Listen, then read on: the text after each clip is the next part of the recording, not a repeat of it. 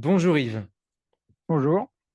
Alors, est-ce que vous pouvez un peu me parler de votre première rencontre avec l'abeille et à quel moment l'abeille vous a piqué? Alors ma première rencontre avec cette histoire, d'abeilles, c'était quand j'avais 12 ans. Bon, j'ai grandi dans une ferme dans l'ouest de la France, de bocage et bon, j'étais toujours, passionné par les bestioles et toutes les bêtes, quoi. Et puis il y a un apiculteur qui est venu nous faire une conférence à l'époque avec des diapositives, sur les abeilles et là, j'ai été tout de suite, très intéressé par ça.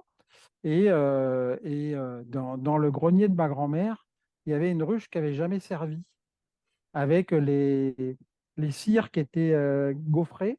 Et je trouvais que l'odeur de ces cires gaufrées m'attirait énormément. Et donc, j'en ai parlé à maman et je lui ai dit, bah, écoute, moi j'aimerais bien avoir un essaim. Et elle m'a dit, bah, si tu travailles bien en classe, tu auras un essaim. Je t'achèterai un essaim. Donc pour une fois, parce que j'étais pas très bon élève, j'ai bien travaillé et puis bah, maman m'a acheté un essaim. Et voilà, j'avais 12 ans et c'était une découverte assez incroyable parce que j'y connaissais rien. Et il y avait un agriculteur voisin qui venait m'aider, mais lui aussi, c'était pas un grand spécialiste, quoi. Alors lui, il se faisait piquer de partout, c'était pas grave et tout, mais moi, j'avais quand même un peu peur parce que j'étais petit et quelquefois, je m'étais fait vraiment méchamment piquer. Et puis, voilà, j'y connaissais rien, quoi. Et donc, bah, j'ai appris comme ça, petit à petit, bah, peut-être un peu comme vous, en lisant beaucoup de choses, en m'aidant de la formation de cet agriculteur voisin.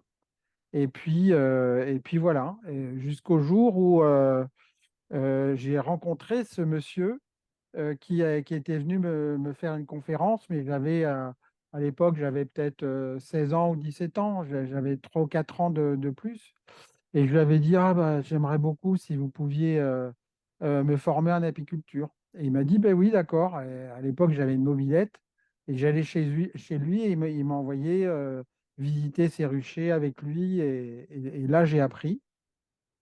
Et puis alors, le summum, c'est quand, alors j'étais apiculteur, mais j'étais pas avec quand même des grandes techniques d'élevage, etc.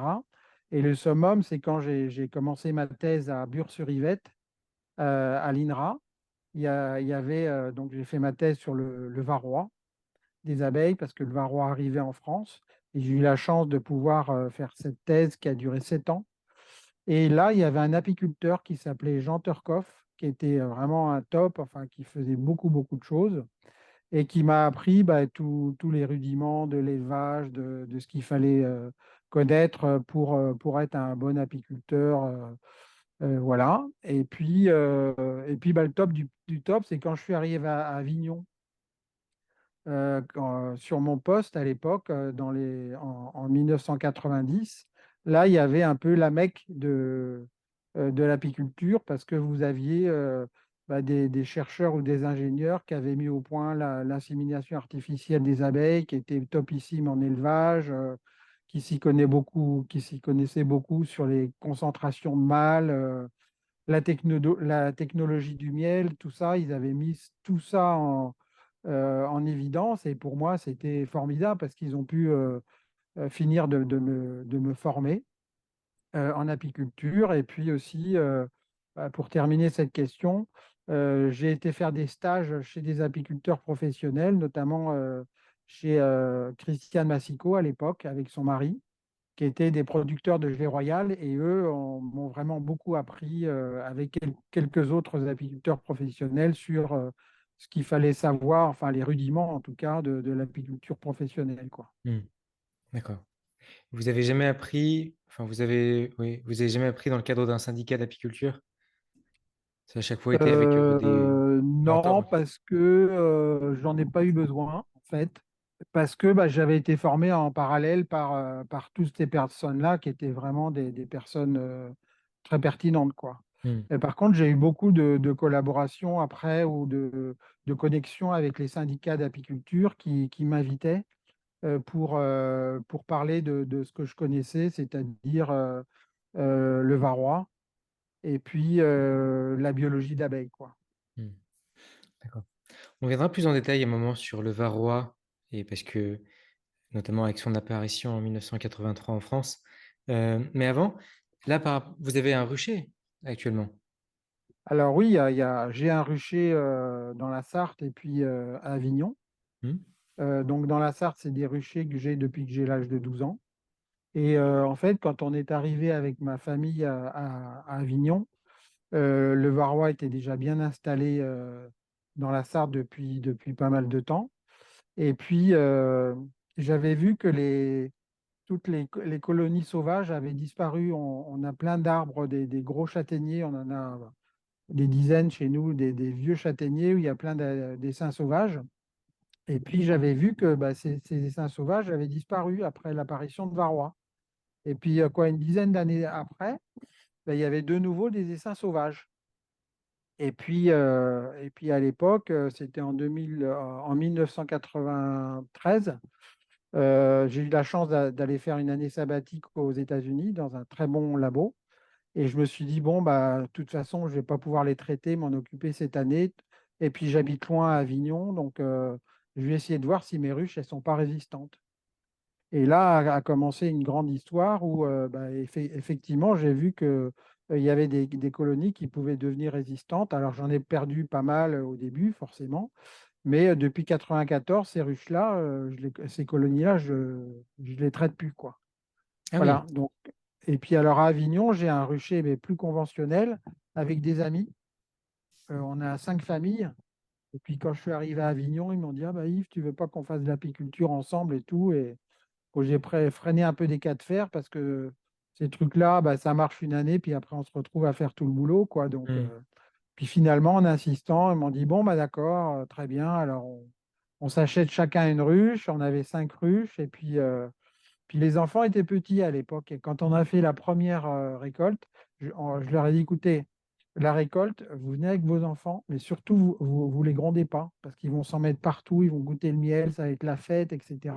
Et ils vont associer voilà, le miel avec la fête et tout ça. Et c'est Mmh. ce qui a été fait. Et depuis, bah, ça fait, oh, je ne sais pas, au moins 20 ans, 25 ans, peut-être plus que ça. Eh bien, notre association informelle qui s'appelle l'Apicole, L', bien entendu, eh bien, bah, perdure. Et les enfants qui sont grands, bah, quand ils sont dans le coin, ils viennent faire la récolte avec les petits-enfants maintenant. Et voilà. Et donc là, c'est juste 5 à 7 colonies, on ne veut pas en avoir trop. Et puis on fait ça pour notre plaisir. Et voilà. Donc là, c'est une apiculture plus conventionnelle. Je traite les abeilles avec de l'apivar depuis longtemps. Et puis ça marche très bien. Mmh.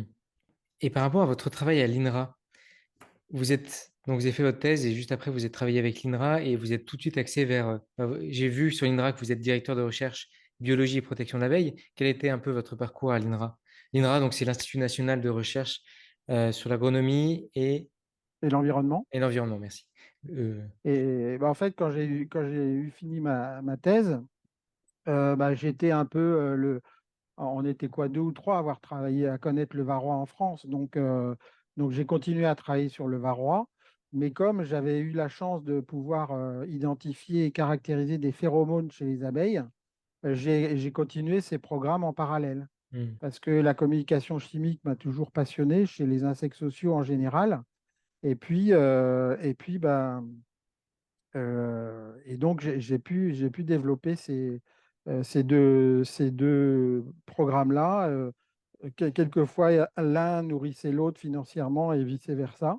Mmh. Et ce qui fait que ben voilà, j'ai fait vraiment ce qui m'a passionné, c'est les phéromones chez les abeilles, quoi, parce que le langage chimique chez les abeilles, c'est quelque chose de vraiment spectaculaire, quoi, et c'est du reste le seul modèle au monde qui a été aussi étudié sur ces aspects-là, quoi. Mmh. Et puis bah, le varroa, bah, il y a toujours une demande du reste, et donc j'ai toujours continué à travailler là-dessus jusque dans les années 95, où il y a eu ces grosses mortalités d'abeilles en France, en Europe et dans le monde.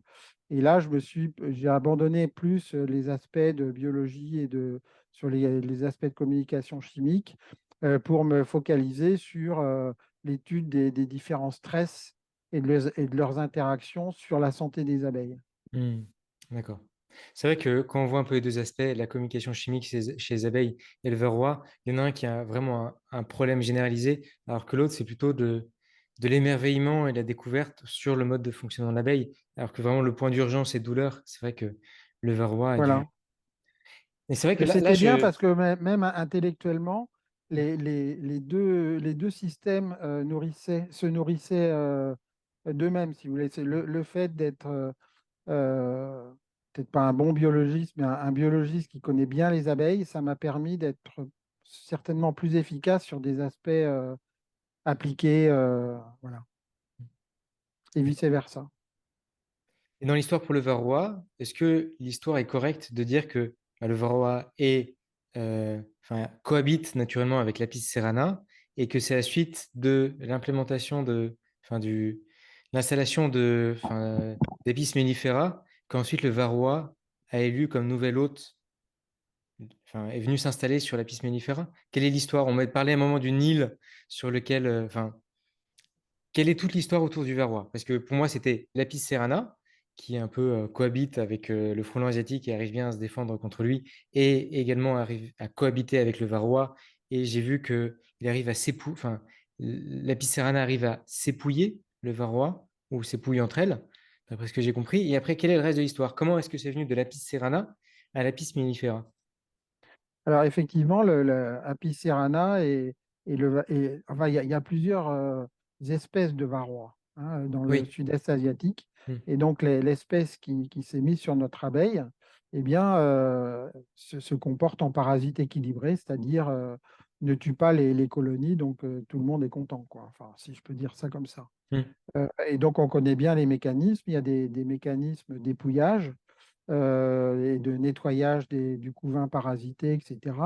Mais il y a aussi le fait que chez ces abeilles-là, le couvain de mâle a une opercule qui est très très dure à enlever. Les ouvrières ne peuvent pas l'enlever. Hmm. Et donc, quand vous avez surparasitisme du varroa, eh bien, ils vont se mettre comme sur nos abeilles, principalement sur les mâles, sur les cellules de mâles, Hmm. et tout le monde meurt, c'est-à-dire le mâle et les varrois. Et donc, ça participe à l'équilibre de la relation hôte-parasite, ce qui fait qu'il y a très peu d'ouvrières qui sont parasitées à l'état larvaire par ces varrois. Et effectivement, ce qui s'est passé, c'est qu'il y a eu un passage de varroa, cette espèce-là, alors peut-être un, on ne sait pas, ou plusieurs, bref, euh, de, des abeilles Apis cerana vers Mellifera, donc dans le sud-est asiatique, du côté du fin fond de la Russie, quoi.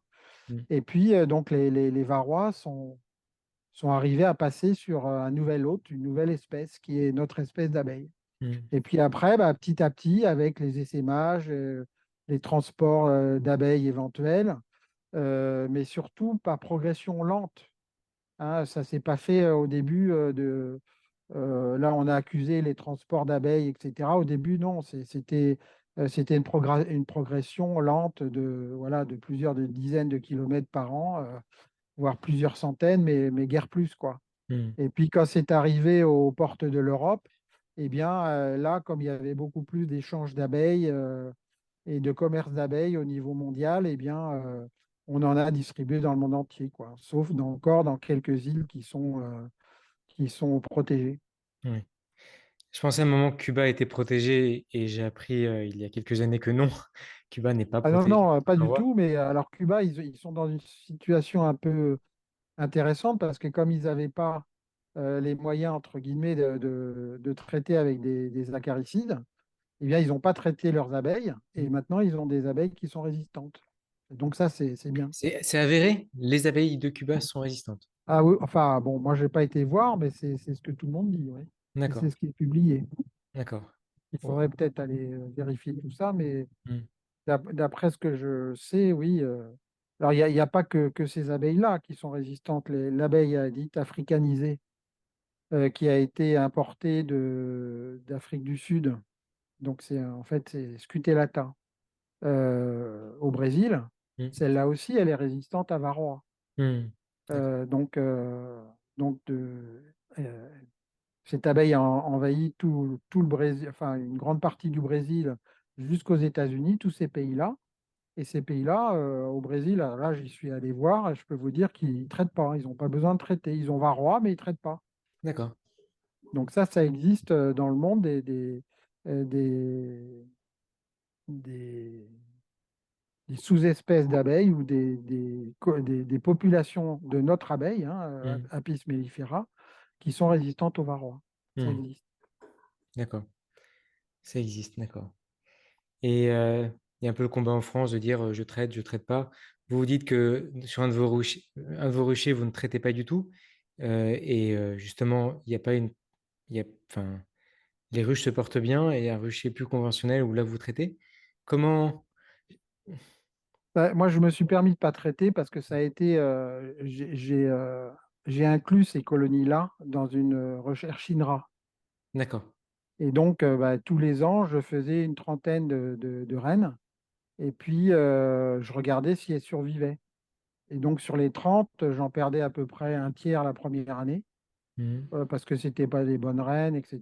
Et puis un autre tiers l'année d'après. Et puis, il m'en restait un tiers qui, elles, survivaient, à peu près, hein. Oui. Et donc, bah, j'ai fait ça depuis pas mal de temps. Et puis bah, là, je m'en satisfais. De toute façon, moi, je ne vends pas de miel. Le miel, j'en ai un peu pour me faire plaisir ou faire plaisir à mes amis, mais c'est tout, quoi. Hmm. Et donc voilà. Alors, de certaines années, ouais, je suis descendu à moins de 10 ruches, mais après, c'est reparti, etc. Et pour moi, ça m'amuse de faire ça et ça prouve que c'est possible, etc. Hmm. À Avignon, on l'a fait aussi pendant pas mal de temps. On a récupéré des colonies sauvages qui n'étaient pas traitées et puis bah, ça marchait aussi. Hmm. Et là, puisque l'auditoire, ce sont des apiculteurs amateurs, bah, je vous recommande d'être très prudent et de ne pas faire ça parce que souvent les amateurs, ils ont quoi? Ils ont une, deux, trois ruches, quatre Oui. ruches. Oui. Et déjà, bon, si vous avez trois ruches, bah, il y en a une qui va mourir parce que c'est comme ça, l'autre qui va essaimer, et puis bah, vous avez une ruche qui va faire du miel, quoi. Hmm. Si D'accord. vous décidez de ne pas traiter vos trois ruches, eh bien, vous risquez l'année d'après d'avoir zéro ruche, quoi. Hmm. Donc, faut faire, si vous vous engagez dans ce voie-là, faut être vraiment très, très prudent, quoi. Hmm. Ou alors, vous suivez ce que vous pouvez faire, c'est suivre l'infestation de varroa. Et si vous voyez que ça vient vraiment au-dessus d'un certain seuil, là, vous traitez, quoi. Et justement, vous, comment est-ce que vous suivez l'infestation de varroa? Est-ce que vous faites la méthode du sucre-glace ou sinon les trempages d'abeilles dans de l'alcool pour Voilà, faire on le peut faire contact? tout ça. On peut Oui. faire tout ça, et puis on peut regarder, mais c'est long. Les, alors ça, c'est ce qu'on fait à l'INRA parce qu'on a du personnel pour le faire. Hmm. Regarder l'infestation dans le couvain. Ah oui. Voilà. Sinon, dans la Sarthe, moi, je fais plus ça. Je regarde sur les plateaux, je regarde s'il y en a beaucoup ou pas. S'il y en a vraiment beaucoup, j'essaye de regarder, surtout à la fin de l'automne, comment ça se passe. Et si je vois qu'ils sont trop infestés, ben, je les traite, quoi. Mais habituellement, je n'ai pas à faire ça. C'est un peu à la marche ou crève et a priori, ça marche pour l'instant, quoi. Hmm. Et vous parliez tout à l'heure de voyage, notamment au Brésil. Qu'est-ce que vous avez un peu appris à travers vos différents voyages, notamment sur un peu le mode de, enfin, les pays qui sont très avancés dans la recherche en apiculture et oui, quels pays sont particulièrement avancés? Voilà. Alors, oui, il y a peut-être deux niveaux pour cette réponse. Il y a le niveau, effectivement, de la recherche scientifique et puis le niveau de l'apiculture. Hmm. Donc, moi, pendant ma thèse, si vous voulez, j'ai été un peu nourri à la compétition. On me disait, oui, il faut te dépêcher, il y a la compétition internationale. Si tu publies pas tout de suite, tu vas te faire piquer tes résultats et tout. Et j'avais trouvé ça vraiment, vraiment lourd. Et je me suis dit, moi, je vais pas faire ma carrière de chercheur avec cette idée de compétition parce que ben, voilà, ça me convenait pas, quoi. Hmm. Alors, faut pas se leurrer, il y a de la compétition, mais bon, moi, j'ai préféré à l'époque, quand j'ai eu mon poste à l'INRA, et ça a été pour moi une chance inouïe d'avoir ce poste, je le dis. C'est une chance de ma vie, quoi. Ma vie professionnelle, en tout cas, ça a été d'avoir ce poste. C'était merveilleux. Et le fait, la deuxième chose qui était merveilleuse, c'est que j'ai été dirigé par un homme, Serge Poitou, qui m'a tout de suite dit, bah, ta carte blanche, tu fais ce que tu veux, etc. Et donc, ma stratégie, ça a été de me rapprocher des meilleurs du monde, quoi. Et donc, de leur dire, bah voilà, est-ce que je ne viendrai pas faire une année sabbatique chez vous? Est-ce qu'on peut collaborer, etc. Et en fait, bah, j'ai été surpris de leur réaction, qui m'ont dit, bah oui, ça serait bien, si tu veux, tu viens dans mon labo, etc. Et ce qui fut dit fut fait. Donc, bah, moi, j'étais le petit Français. Alors, ce qui était bien, c'est que j'avais identifié ces phéromones de couvain et caractérisé les phéromones de couvain. Et ça les intéressait quand même pas mal. Mmh. Et Il y avait un puis, j'avais passeport, enfin, il y avait un intérêt pour eux aussi de voir aussi comment. voilà, mais bon, si j'avais, voilà, j'aurais été pas indispensable, hein. Vraiment, ils ont été très gentils de m'accueillir. Et puis, l'autre truc aussi, ce qu'ils aimaient bien, c'est que je connaissais bien les abeilles parce que j'étais apiculteur depuis longtemps. Ce qui n'est pas forcément le cas des chercheurs qui travaillent sur les abeilles. Sur les abeilles, ils s'y mettent après, quoi. Mmh. Et donc, bah, j'ai été accueilli par le labo de Gene Robinson, qui est un biologiste qui a ce modèle abeille comme modèle d'étude, quoi. Et là, j'ai appris énormément, quoi. Lui, il allait du gène au comportement, donc j'ai appris énormément de choses. Ça m'a tiré scientifiquement vers le haut.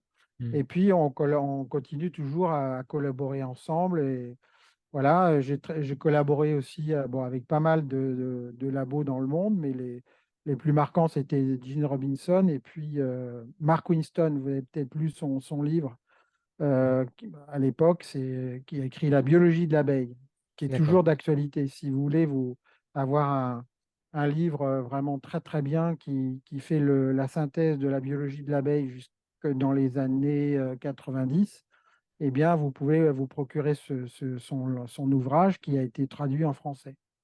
Et donc, avec Marc aussi, on a eu une très bonne collaboration sur les phéromones de reine, enfin, voilà, sur les phéromones en général. Et, euh, et puis après, bah, on a bien publié tous les trois, et notamment dans un très bon journal scientifique qui s'appelle PNAS aux États-Unis.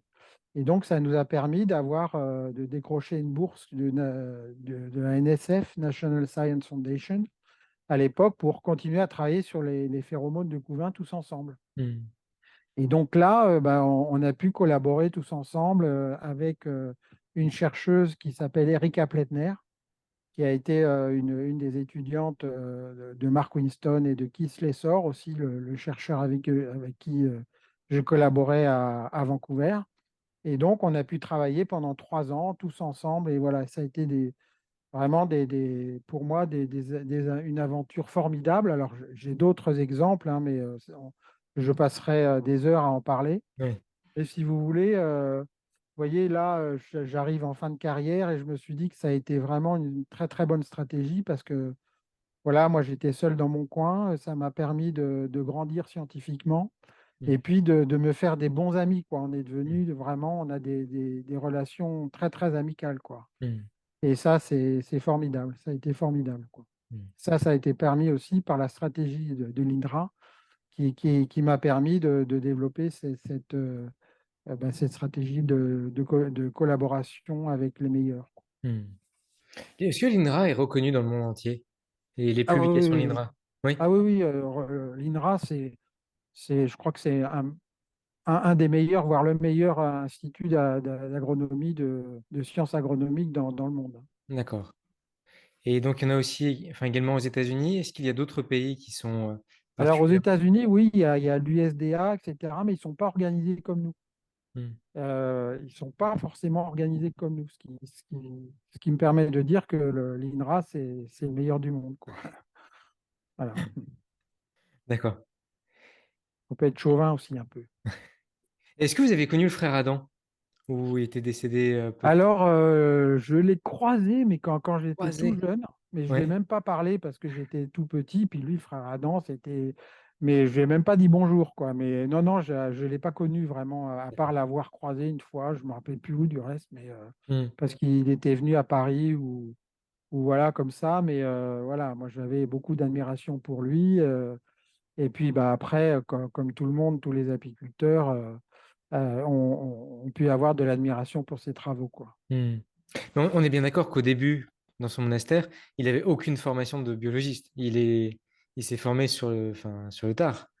Oui, d'après ce que oui, Ouais. mais il a dû s'auto-former parce Oui, il a que dû s'auto-former. Oui, oui. à l'époque, c'était les lois de Mendel qui existaient. Il n'y avait pas toute la génétique qu'on a acquise Hmm. après. Mais même moi, hein, quand j'ai fait mes études, on commençait à découvrir ce que c'était que le code génétique. Vous rendez compte tout ce qu'on a pu connaître comme transformation. Maintenant, je vous séquence votre génome pour 400 euros. C'est quand même incroyable, quoi, toute cette révolution qu'on a eue. Ouais. Ouais, lui, en plus, j'ai regardé un peu son histoire. En 1913, il s'occupe de ruchers. Et après, l'Acarios qui a décimé Oui. 30 ruches sur 46, une grande partie du cheptel. Et du coup, c'est là où il s'est intéressé après. Et donc, ça l'a amené à faire 60 ans de recherche, dont 20 ans passés à l'étranger. Et c'est un peu Mhm. la même stratégie que la vôtre. Également, c'est aller rechercher, voir aussi à l'étranger ce qui se fait et, euh, et se mettre en contact avec des personnes qui sont, enfin, avec les meilleurs aussi. Voilà, oui. Et Bah, moi, pour... c'était plus pour les techniques scientifiques Hmm, et puis pour l'approche, oui, l'approche scientifique, quoi. hmm, Lui, c'était plus pour sa stratégie, c'était d'aller chercher dans le monde entier des sous-espèces d'abeilles qui, en les croisant entre elles, pouvaient donner l'abeille idéale, quoi. hmm, Et c'est ce qu'il a fait pendant toute sa vie. Et voilà. Et en fait, il a travaillé sur l'hybridisation des abeilles pendant toute sa vie, en faisant hmm. des croisements, soit avec les mâles, soit avec les reines, sur différentes sous-espèces, et puis regarder ce qu'il en tirait comme produit, quoi. Ouais, Et c'est ce qui a donné la Buckfast actuelle. ouais. Est-ce qu'il y a d'autres que la Buckfast, d'autres hybrides dont on n'entend pas encore parler, mais d'autres.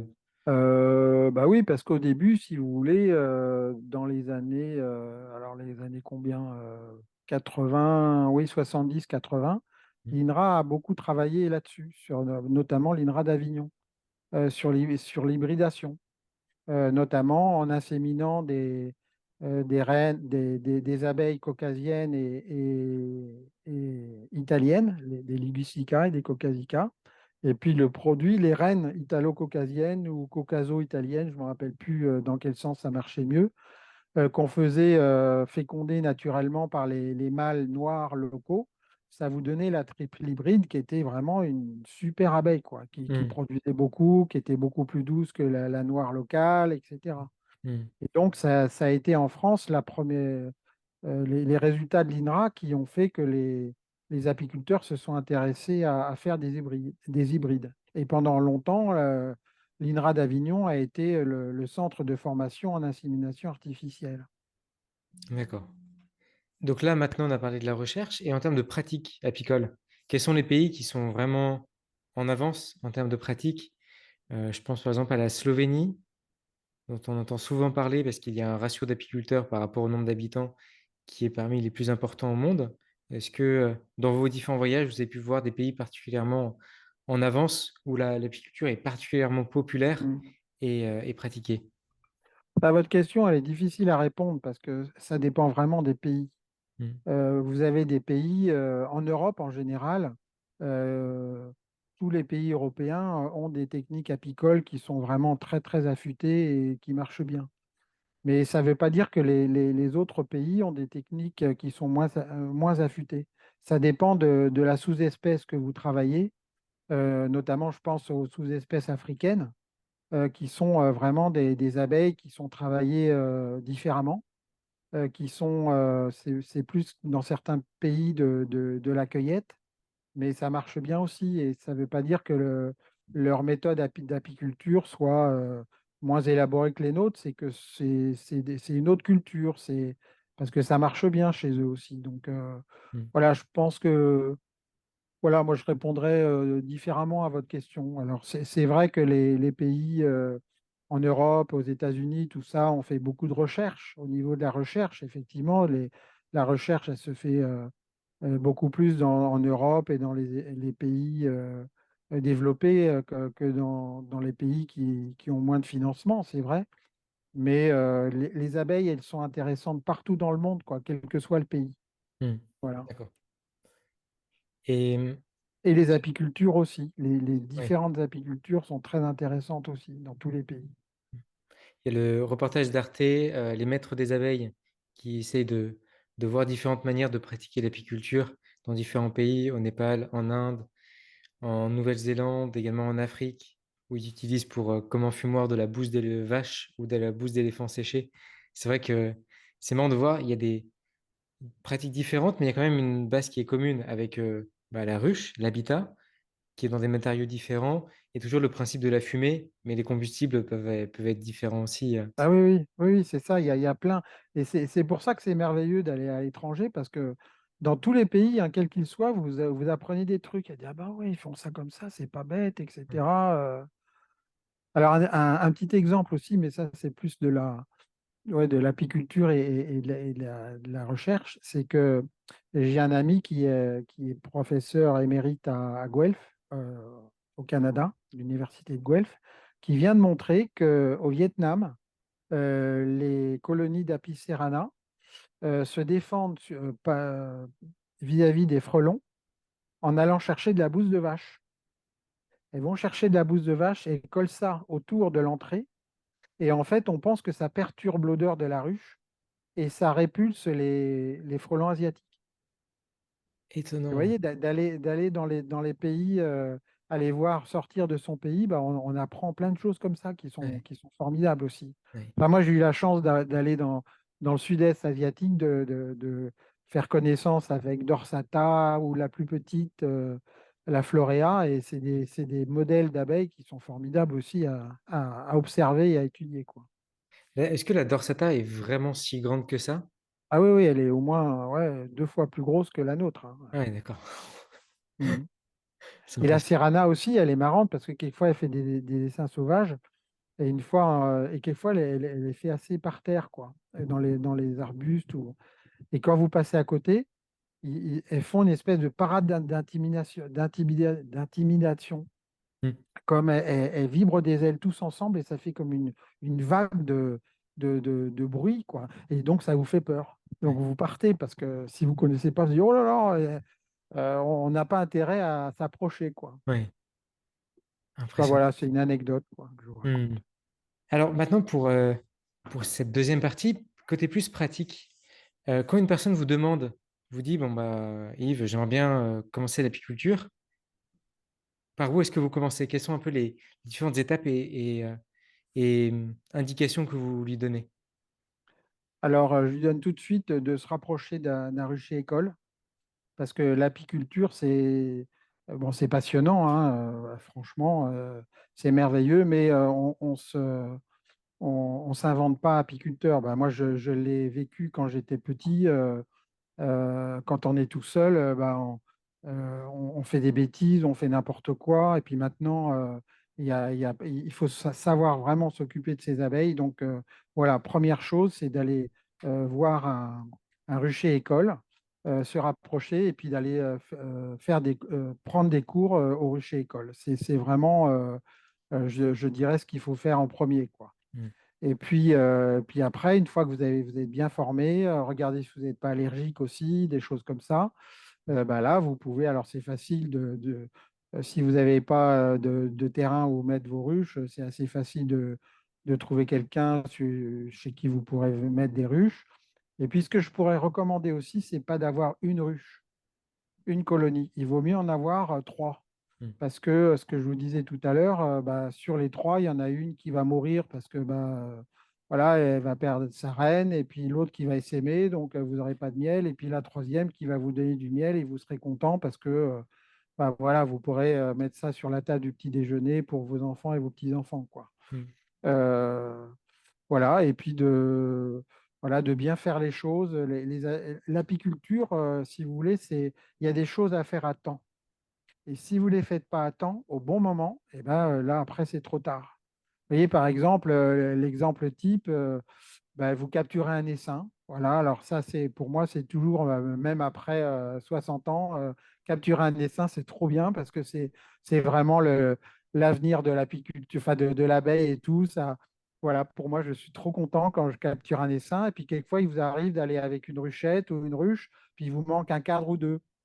Et puis, vous dites, bah, je viendrai mettre ça demain. Et puis bah, voilà, puis vous ne le faites pas.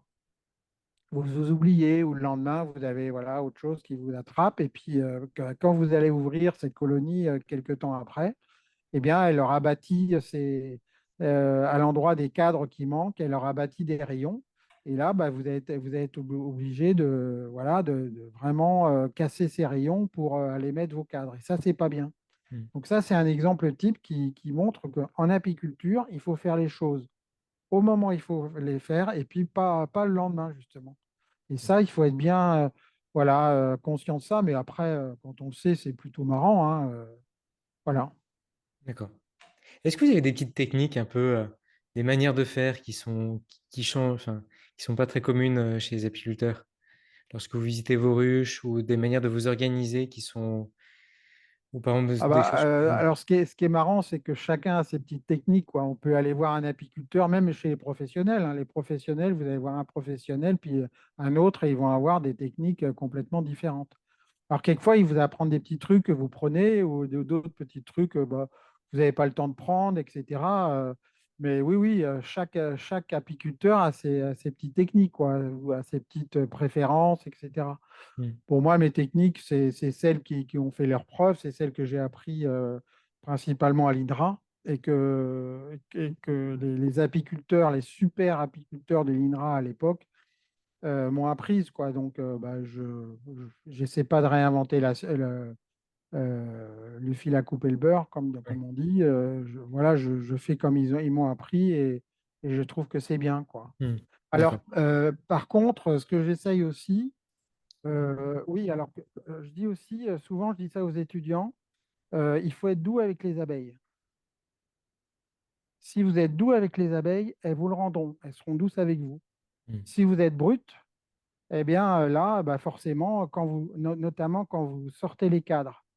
Quand vous sortez les cadres, quelquefois les personnes, enfin les apiculteurs en herbe, ils pensent qu'ils sont doux avec les abeilles, mais non, parce qu'ils s'en aperçoivent pas que de l'autre côté, bah, ils vont écraser plein d'abeilles et voilà. Donc là, il faut être doux avec les abeilles. Et ce que je fais, moi, souvent quand j'y vais avec des gens qui ne sont pas apiculteurs, j'enlève mes gants, parce que quand vous enlevez vos gants, bah forcément, vous essayez de ne pas les écraser, les abeilles, parce qu'elles vous piquent. mmh, Donc là, quand vous enlevez vos gants, bah, vous êtes doux avec les abeilles et puis elles ne vous piquent pas. Sauf certaines qui sont spécialement agressives. Donc, ces cas-là, moi, ce que je fais, je me fais piquer une fois ou deux, et comme ça entretient mon immunité, puis après, je mets mes gants, quoi. mmh, Mais d'accord, voilà, il faut être doux avec les abeilles. Si vous n'êtes pas doux avec si vous n'êtes pas, vous n'avez pas envie d'être doux avec les abeilles, c'est pas la peine de vous lancer dans l'apiculture. Ça ne ouais, marchera pas. mmh, c'est sûr. Et et si vous deviez recommencer de zéro l'apiculture, si mettons que vous perdez toutes vos ruches, enfin tout brûle, Ah ouais, oui. comment est-ce que vous feriez pour recommencer? Est-ce que vous essaieriez de nouveaux types de ruches ou vous commenceriez d'une Alors, autre manière? ouais, ouais, parce que moi, j'ai commencé dans la Sarthe avec la Voirneau. Oui. Et je trouvais que la Voirneau, c'était une excellente ruche à l'époque. Et puis après, bon, comme j'étais à l'INRA, tout de suite, bah, j'ai continué avec de la Dadan.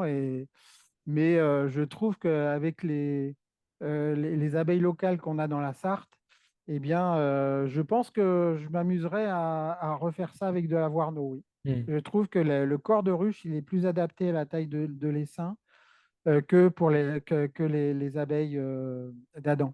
Oui, oui, d'accord. Voilà, et puis sinon, non, bah non, à part ça, ouais, c'est une question un peu compliquée, vous me dites là, mais non, et puis je continuerai à faire ce que je fais, c'est-à-dire parce que souvent je suis interrogé par ça, vous savez il y a les amoureux de l'abeille noire qui disent que bah, l'abeille noire, elle va disparaître si on la conserve pas, ils ont tout à fait raison.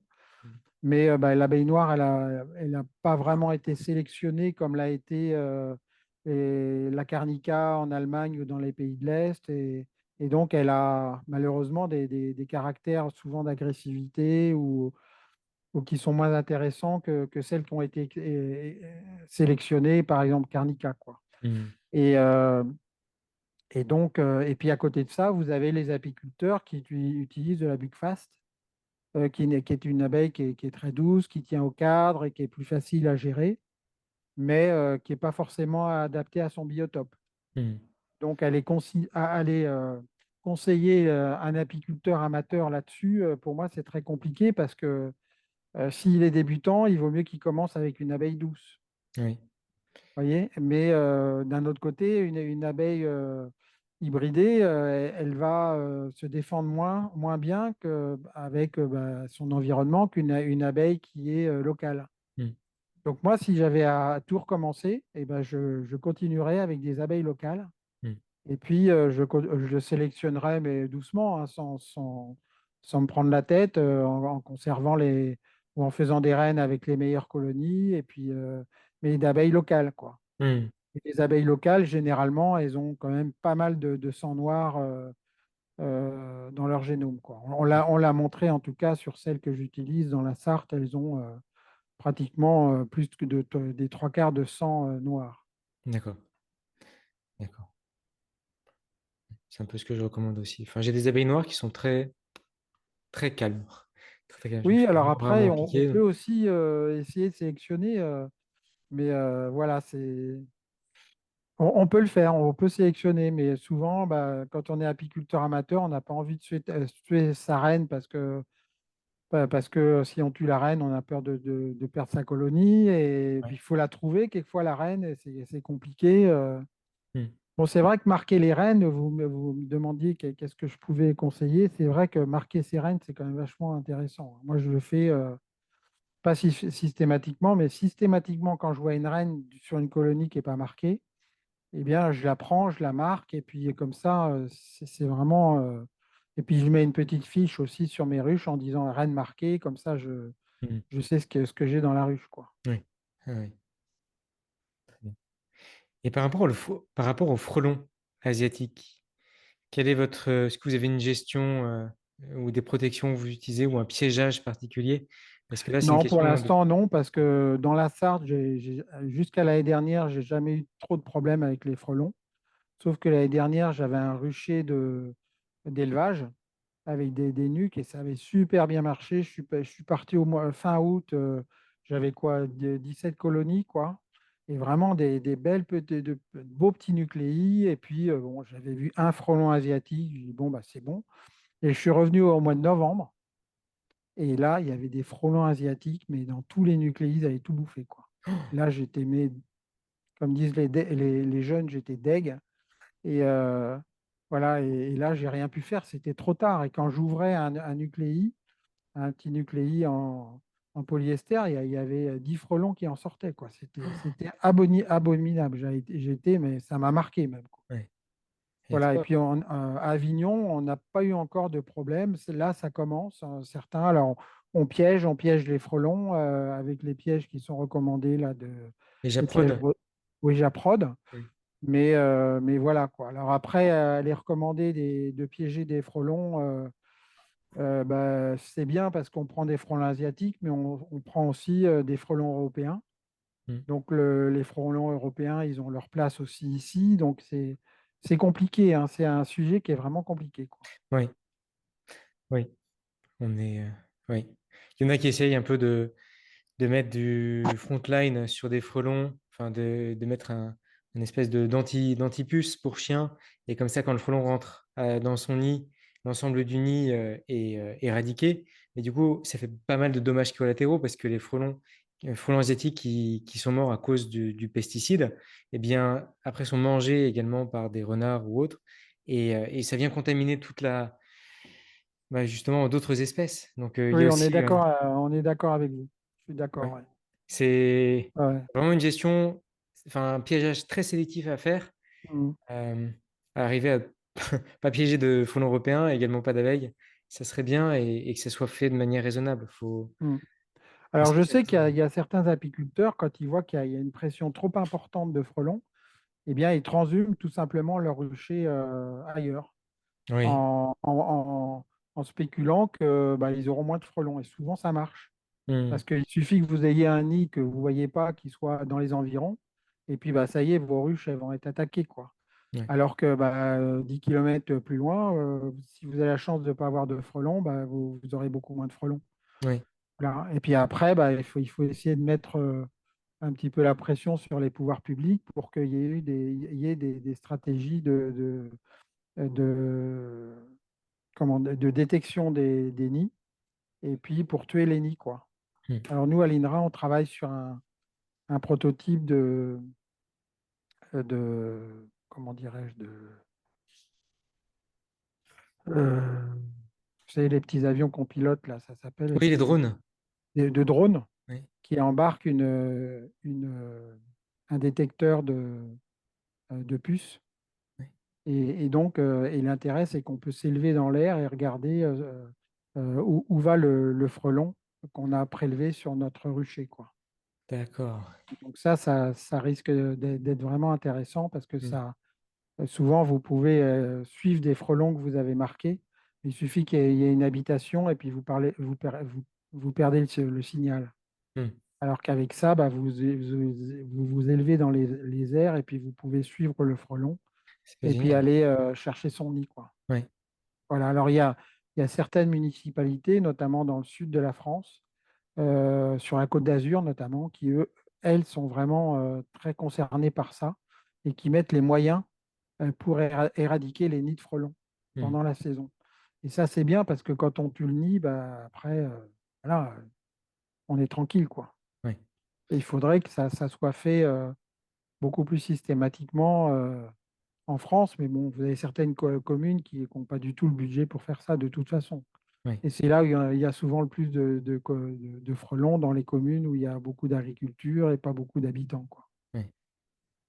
Et aussi, j'avais entendu parler d'un piège aux phéromones pour les fondatrices. C'est Ouais, J'avais entendu parler de ça. C'est un... ouais, alors c'est en cours de test actuellement. Oui. Oui, c'est un copain américain qui a découvert ça, la phéromone de mâle. Hmm. Ça peut être une Et piste également, oui. voilà, il faut tester tout ça, il faut voir si Oui. ça marche. Oui. D'accord. Mais bon.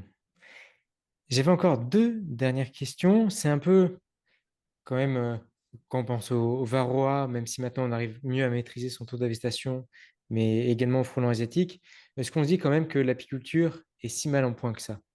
Est-ce qu'il n'y a quand même pas d'espoir à trouver aussi un peu une lumière quelque part qui peut permettre de Hmm. rassurer ceux qui commencent l'apiculture?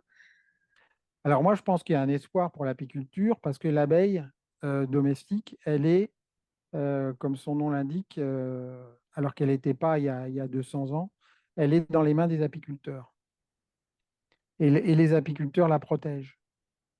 Donc elle a de la chance, cette abeille-là, d'être dans les mains des apiculteurs parce que regardez ce qui s'est passé avec les néonicotinoïdes, avec le varroa, on arrive quand même à protéger les abeilles.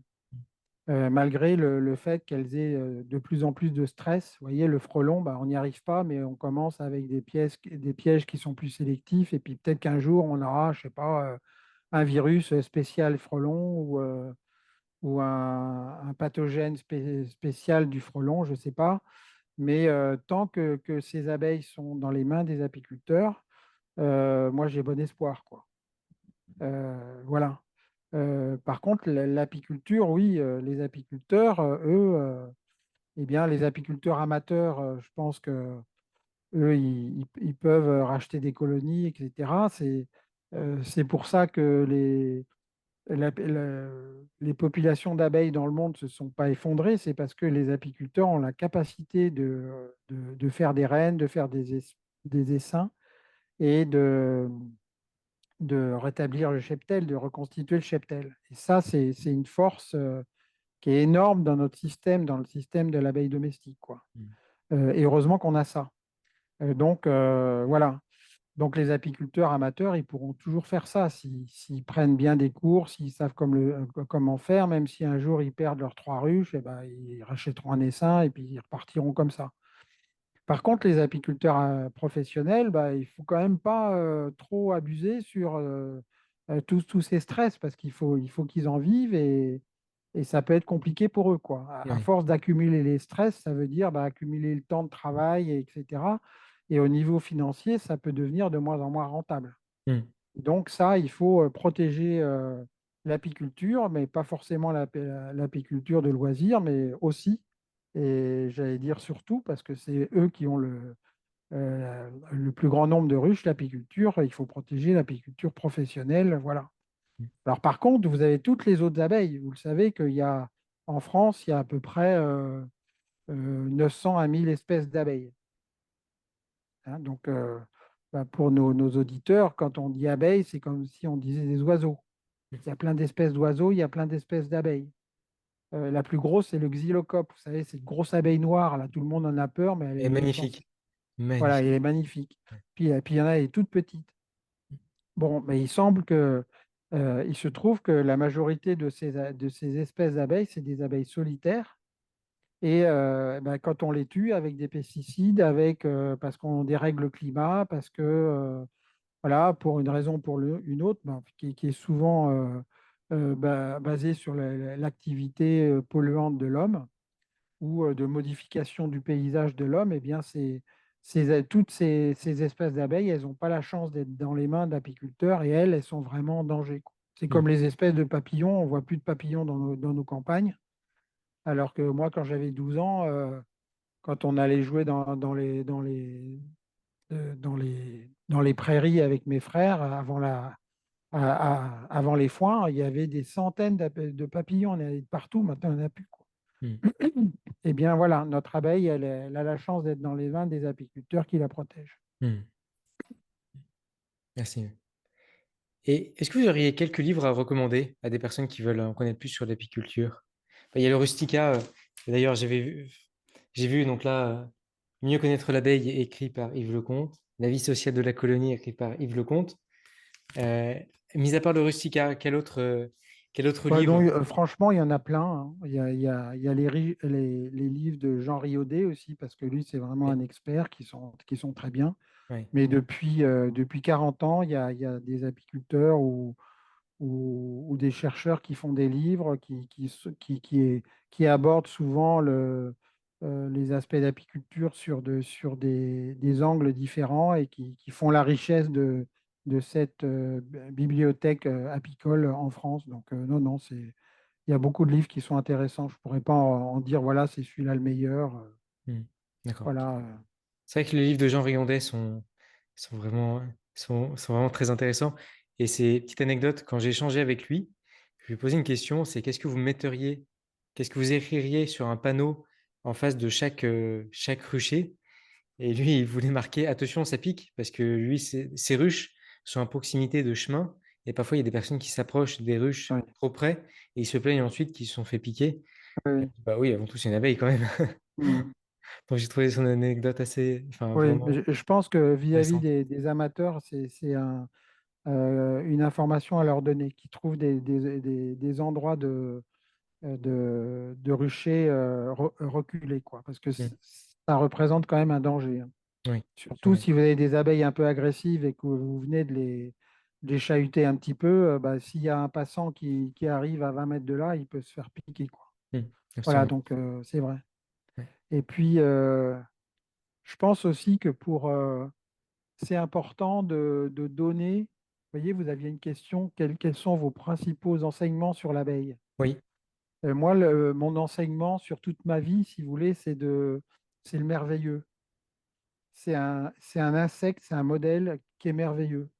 Parce que si vous posez une question, quelles que soient les questions que vous posez sur les abeilles ou sur l'apiculture, il y a du fantastique là-dedans, du merveilleux, du fascinant, pour un chercheur, mais aussi pour un non-chercheur.